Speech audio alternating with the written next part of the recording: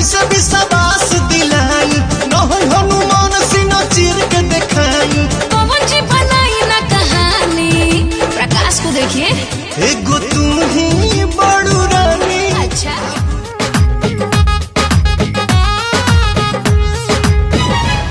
कई दिन से पानी जागल एगो रोग हमरा लागल कई दिन से पानी जागल एगो रोग घुटा से ताके लूटा लगे झाकतिया चंदनिया हो लाखों करोड़ों में बाड़ू रनिया नंबर वन दुल्हनिया बहुत कड़ाई हो पढ़ब न लभ के पढ़ाई हो अरे मानव न जान भले भाई से तोहरा हो जाई हमारा लड़ाई हो अब सारे से लड़बा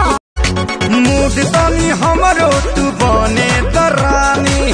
जाई न मोह पिछरी करी पानी हाय मर्दाना करी न बाना हमरा नियन पूजवा नाचेले पूजवा का मांगेले ता पूजवा ट्रैक्टर के डाराई पर करे जवाब कौन साबुन से धोई बेरे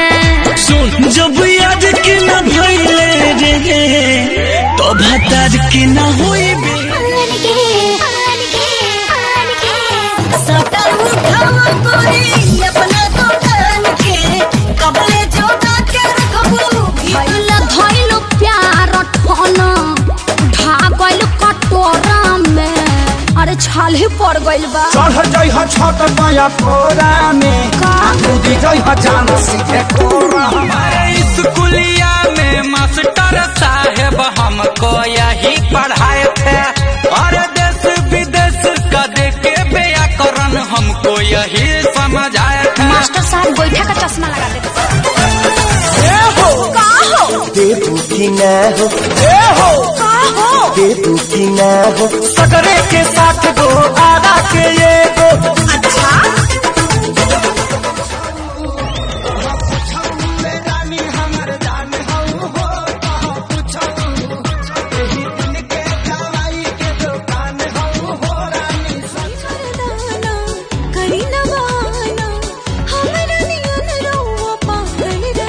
अरे तबीयत खराब हो जाएगी यही से तोहरा से दूरे दूरे भागल रही बनी गाँव में आ तू बाडू टाउन में हम बनी गाँव में आ तू बाडू टाउन में लागत जवानी कट जाई लॉकडाउन में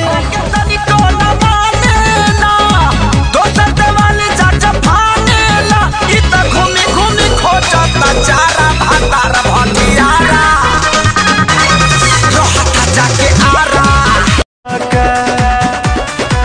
जल्दी तक खुलती ना के बड़िया हो